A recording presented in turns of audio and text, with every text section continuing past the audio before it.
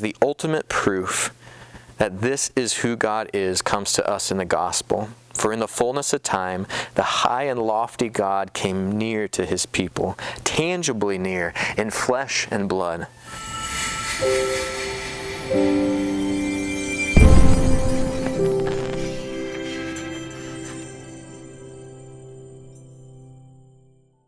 Hello, Grace family, and welcome back to our midweek check-in. So believe it or not, we already have 4 weeks of Advent under our belt. We finished up this series, and this last Sunday, it kind of came to a culminating point as we looked at Zechariah chapter 9 and verses 9 and 10. Kind of that theme idea that, behold, your King is coming to you. And that was our big takeaway from last week, our big idea, behold, your King is coming. So we are to rejoice greatly and shout aloud. And I hope you were really encouraged by that. Hopefully you've seen the idea that no matter where we're at in life, that as God's people, as God's children, and as His family, we can always rejoice and always shout aloud because of who He is. And so just kind of with that King idea in mind, I've got a psalm I want to read through, and it's actually a couple paragraphs of a devotion that goes with it. And so I'm going to do a lot of reading this week, but I hope you find yourself encouraged by it. So this is Psalm 24. I would actually encourage you to read the whole psalm. It's only 10 verses, but I'm going to start reading in verse 7 and then a couple of paragraphs from the devotional here. It says, this is Psalm 24, verse 7. Lift up your head, O gates, and be lifted up, O ancient doors, that the King of glory may come in. Who is this King of glory? The Lord strong and mighty, the Lord mighty in battle. Lift up your heads, O gates, and lift them up, O ancient doors, that the King of glory may come in. Who is this King of glory? The Lord of hosts. He is the King of glory. And then just a couple of paragraphs underneath that. It says, this psalm was likely a song written to celebrate the entrance of the ark into Jerusalem. The ark was where the 10 Commandments, the other artifacts of the historical important, were housed, and was a symbol of God's actual presence among His people. So something that we know. But this psalm glorifies in the fact that the Lord created the cosmos and rules over it, and yet comes down to His people and lives among them because of His covenant with them.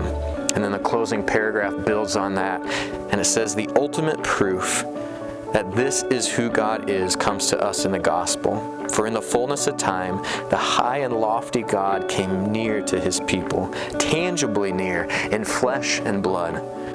The ark that David brought into Jerusalem was a box containing the presence of God.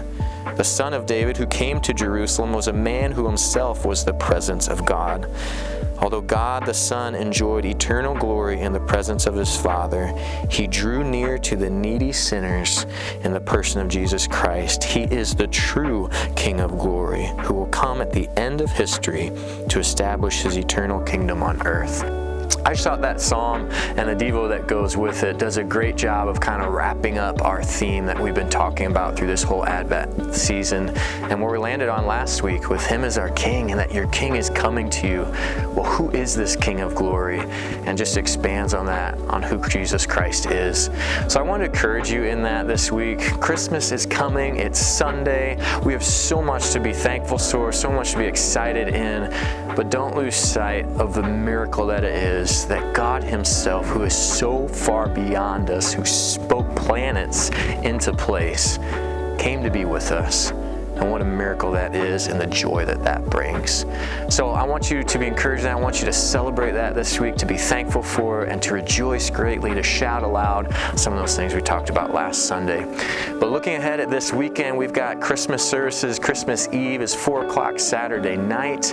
We've got Sunday morning, 10 o'clock, so many different ways we're going to celebrate. We've got baptisms, we've got communion, we've got candlelight singing.